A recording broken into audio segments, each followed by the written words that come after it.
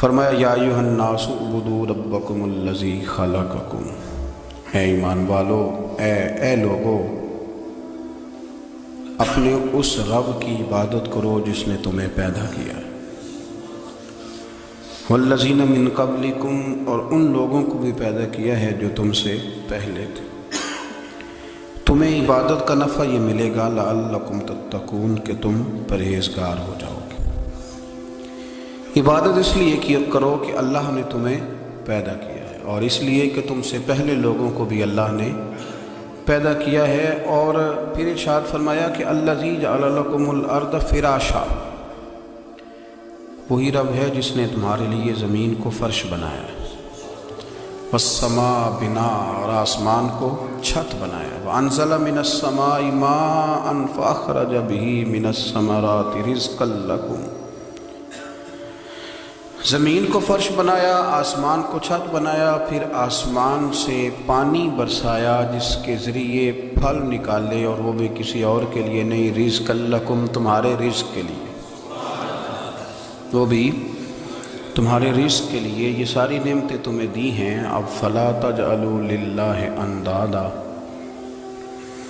اب تم اللہ کے ساتھ کسی کو شریک نہ بناؤ، وانتم تعلمون، اور تم جانتے بھی ہو، تمہیں خبر بھی، تمہیں پتہ ہے کہ عبادت اللہ کی کرنی چاہیے، تمہیں پتہ ہے کہ نماز پڑھنی چاہیے، تم جانتے ہو کہ نوافل ادا کرنی چاہیے، تمہیں پتہ ہے کہ سجدے آنکھیں بند کر کے جھوٹ کی زندگی جی کے، اپنے ساتھ بددیانتی کر کے، دھوکہ دے کے، اپنے آپ کو دائیں بائیں، اپنے آپ کو کہیں مصروف رکھ کے کچھ وقت ضائع تو کر لیتے ہو، پر تمہیں پتہ تو ہے نا کہ عبادت اللہ کی کرنی، تمہیں اس کی خبر ہے۔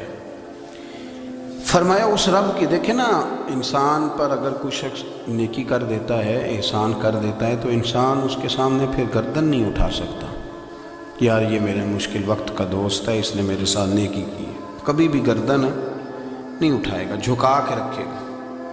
تو اگر عام کوئی نیکی کر دے تو اس کے سامنے انسان کبھی گردن نہیں اٹھاتا، تو جو رب ساری نعمتیں عطا فرمائے، جو کہے کہ تیری تخلیق میں نے کی، تجھ سے پہلوں کو بھی پیدا میں نے کیا، تیرے لیے زمین کا بچھونا بھی میں نے بچھایا، آسمان کی چھت بھی میں نے لگائی، تیرے لیے زمین سے ساری اناج کو، پھل کو، کھیتیوں کو نکالا بھی تیرے لیے، اب تو اس طرح کر کہ تو میری عبادت کر، تو میری بارگاہ میں جھک جا۔ بہت سارے نشے لوگوں کو لگے ہوئے ہوتے ہیں، ہر آدمی کوئی نہ کوئی نشہ کرتا ہے، کوئی دولت کا کرتا ہے، کوئی شہرت کا کرتا ہے، کوئی اپنی تعریف کا نشہ کرتا ہے، دو چار لوگوں سے تعریف سن کے مطمئن ہو جاتا ہے۔ ناراض تو نہیں ہو گیا اس جملے سے؟ آپ کرتے ہیں لوگ دولت کا نشہ بھی، یہ جب نقصان ہوتا ہے تو بندے بیمار نہیں ہو جاتے، پیسے ڈوب جاتے ہیں تو لوگ بیمار نہیں ہو جاتے، تو اس کا مطلب یہ ہوتا ہے کہ نشہ ٹوٹ گیا۔ اب بہک ہوئے ہیں نا تھوڑے سے تو کانپتے ہیں، تڑپتے ہیں، پریشان، نشہ ہی اسی طرح ہی کرتا ہے نا، نہیں ملتا تو پریشان ہوتا ہے۔ یہ سارے نشے ہیں، مختلف قسم کا نشہ۔ اب مانتے نہیں اس بات کو، تسلیم نہیں کرتے، کیونکہ تسلیم کرنا بڑا مشکل کام ہے، اس کے لیے تو بڑی ساری چیزیں جو ہیں وہ دبوچ کے اور بڑی سارے رستے پھلانگ کے آنا پڑتا ہے، تو بڑا مشکل ہے ماننا، ورنہ کرتے ہیں ہم، ہمارا مزاج ہے۔ یہ گھومنے پھرنے کا، دنیا دیکھنے کا بھی ایک نشہ ہے، یہ بہت ساری باتیں کرنے کا بھی ایک نشہ ہے، گپ شپ کا بھی ایک نشہ ہے۔ دو چار لوگوں کی جب تک پگڑیاں نہ کھول لیں، بعض لوگوں کو نیند نہیں آتی، یہ غیبت کا، چغلی کا، بددیانتی کا، یہ بھی ایک نشہ ہے۔ اس پر ملا رومی رحمۃ اللہ نے بڑا کلام لکھا ہے، وہ کہتے ہیں مانگ کے کھانے کا بھی نشہ ہے، مانگ کے کھانے کا بھی نشہ ہے۔ وہ کہتے ہیں کہ ایک بھیک مانگنے والی خاتون تھی، تو بادشاہ کے پاس بھیک مانگنے آئی، تو بادشاہ کو پسند آ کہ اس نے شادی کر لی۔ اب اس کو عادت تھی بھیک مانگ کے کھانے کی، تو وہ کنیزوں سے کہا کرتی تھی کہ فٹافٹ نہ روٹی لے کے آیا کرو، میں 2-3 دفعہ مانگوں تو پھر لایا کرو، کیونکہ ایک نشہ ہے نا، تو میں مانگوں 2-4 دفعہ تو پھر۔ تو انسان بہت سارے نشے کرتا ہے، یہ مانتا نہیں، یہ موبائل، یہ فیس بک، یہ سارے نشے ہی ہیں۔ اپنی فوٹو لگا لینا، سارا دن اسی کو دیکھتے رہنا، اور بڑے بڑے سیانے بندے جو وزادار ہیں، بڑے وزادار لوگ ہیں، لیکن وہ بھی سنجیدگی کے قائل نہیں، اس طرح کے نشوں کا شکار ہیں۔ یہ سارے نشے ہیں جو ہم نے پال لیے۔ ہمارے صوفیاء، ہمارے بزرگ فرماتے ہیں کہ تم اس طرح کرو، اگر سارے نشوں سے بچنا چاہتے ہو تو سجدے کا نشہ شروع کرو، سجدے کا نشہ شروع کرو۔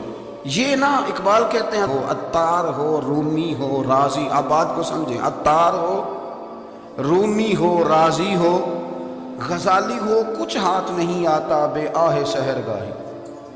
کہتے ہیں بہت بڑا صوفی ہو جیسے فرید الدین عطار تھے، بہت بڑا تصوف کا امام ہو جیسے امام غزالی تھے، بہت بڑا تفسیر کا استاد ہو جیسے امام رازی ہو، عطار ہو، رومی ہو، رازی ہو، غزالی ہو، پر کچھ ہاتھ نہیں آتا بے آہ سحر گاہی۔ اگر سویرے اٹھ کے روتا نہیں نا اللہ کی بارگاہ، اگر تہجد نہیں نہ پڑھتا تو کچھ ہاتھ نہیں آتا بے آہ سحر گاہی۔ پھر اس کو کوئی چیز نصیب، میری بات کی سمجھ آ رہی ہے آپ حضرات؟ جب تک آپ سویرے نہیں اٹھتے، آپ اللہ اللہ نہیں کرتے، آپ کو نوافل کا چسکا نہیں، عبادت کا مزہ نہیں، فرمایا میری عبادت کرو، یہ شوق پیدا کرو، میں نے تمہیں پیدا کیا ہے۔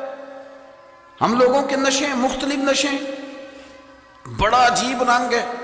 محفل کی صدارت کرنے والے بڑے پیر صاحب، بڑے القابات، بیچ میں سے بندہ تلاش کرنے سے بھی نہیں مل رہا، اتنے بڑے لقب ہیں اس کے، لیکن وہ سج سنور کے 2.5 گھنٹے بیٹھا رہا محفل میں، اور نماز کا وقت آیا تو اس نے مختصر سی پڑھی، وہ نکل گیا، وہ ہلکے سے سجدے کی۔ اتنا بڑا عشق رسول، نعت کا، ہو کیا بات ہے، اور عشق رسول کا بہت بڑا پیغامبر، بہت بڑا مبلغ، وہ بیچارہ سمجھ ہی نہیں سکا کہ اللہ کے رسول نے فرمایا تو نماز پڑھ میری آنکھیں ٹھنڈی ہو جائیں گی۔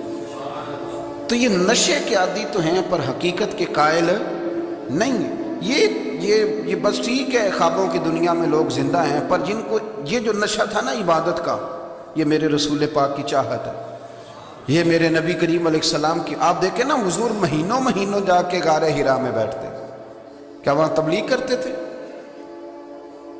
کوئی کتاب لکھتے تھے؟ رسول کریم علیہ السلام مہینہ رہتے غار حرا میں، کوئی نہ مجھے دیکھے، کوئی نہ مجھے ملے، حضور یہاں کیا ہے؟ فرمایا میں اپنے رب کی عبادت کروں گا۔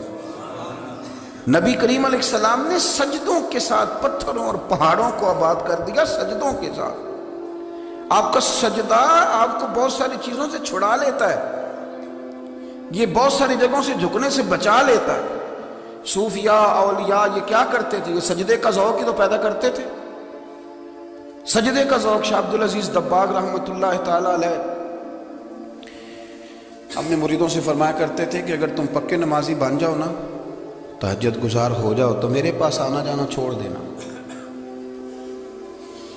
عرض کی حضور کیوں؟ فرمایا میں تمہارے اور رب رسول کے رستے میں رکاوٹ نہیں بننا چاہتا، اب میرا مقصود ہے تمہیں وہاں تک پہنچانا، جب پہنچ گئے تو پھر میری ضرورت ختم ہو گئی۔ ہاں کبھی وسوسہ آئے، شک پیدا ہو، تکلیف ہو تو آنا، ورنہ میں نہیں چاہتا کہ میں رکاوٹ بنا رہوں۔